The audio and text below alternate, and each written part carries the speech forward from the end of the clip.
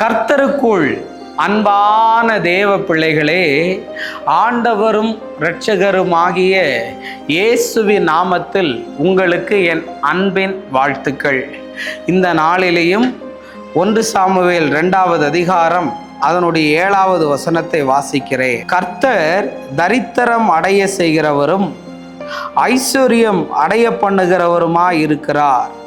அவர் தாழ்த்துகிறவரும் உயர்த்துகிறவருமாய் இருக்கிறார் என்று எழுதியிருக்கிறத பார்க்க முடியும். அன்னாளுடைய வாயிலிருந்து கர்த்தரை புகழும் போது அன்னாள் கண்ட கர்த்தரை இப்படி சொல்லுகிறார்.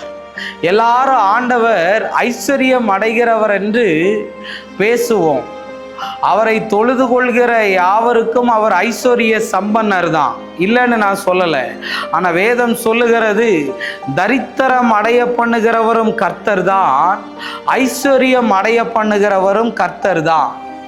ஒருத்தனை உயர்த்துகிறவரும் கர்த்தர் தான், ஒருத்தரை தாழ்த்துகிறதும் கர்த்தர் தான்னு இந்த அன்னாள் பாடினாள். ஆமாங்க, நிறைய நேரத்தில் நமக்கு சில தரித்திரங்கள் வரும்போது, சில வறட்சியான காலம் வரும்போது கர்த்தர் இதை ஏன் அனுமதிச்சார்னு கேட்கக்கூடாது. அந்த தரித்திரத்திலையும் அந்த வறுமையிலையும் கர்த்தர் உங்களை நடத்துகிறத நீங்கள் பார்க்கணும். அதே மாதிரிக்கல கர்த்தர் உங்களை ஐஸ்வர்யவான் ஆக்கும் போதும் பணம் வரும்போதும் கர்த்தரை மறந்துடக்கூடாது. ஏன் தெரியுமா? ஏன் நிறைய பேரை கர்த்தர் கஷ்டத்துக்குள்ள கொண்டு போய் ஐஸ்வர்யவான் ஆக்குறார் அப்படின்னா, கஷ்ட நேரத்திலையும் உனக்கு உதவுகிறது நான் தான், நீ நல்லா இருக்கும் போதும் உனக்கு உதவி செய்கிறது நான் தான் காண்பிக்கிறதற்காகத்தான் தேவன் அதை அனுமதித்திருக்கிறார். இதை நீ புரியலைன்னா உனக்கு கொஞ்சம் கஷ்டம். நிறைய பேர் என்ன பண்றான் தெரியுமா? ஐஸ்வர்யம் ஐஸ்வர்யம் ஐஸ்வர்யம்னு சொல்லி ஐஸ்வர்யத்தை மாத்திரம் தான் கர்த்தர் தருவாரு, தரித்திரத்தை கர்த்தர் அனுமதிக்க மாட்டார்னு நீ சொல்லக்கூடாது. யோபுடைய வாழ்க்கையில பாரு, ஆண்டவர் அனுமதித்தார், ஆனால் அதற்கு பிறகு ஆசீர்வதிக்கவும் செய்தார்.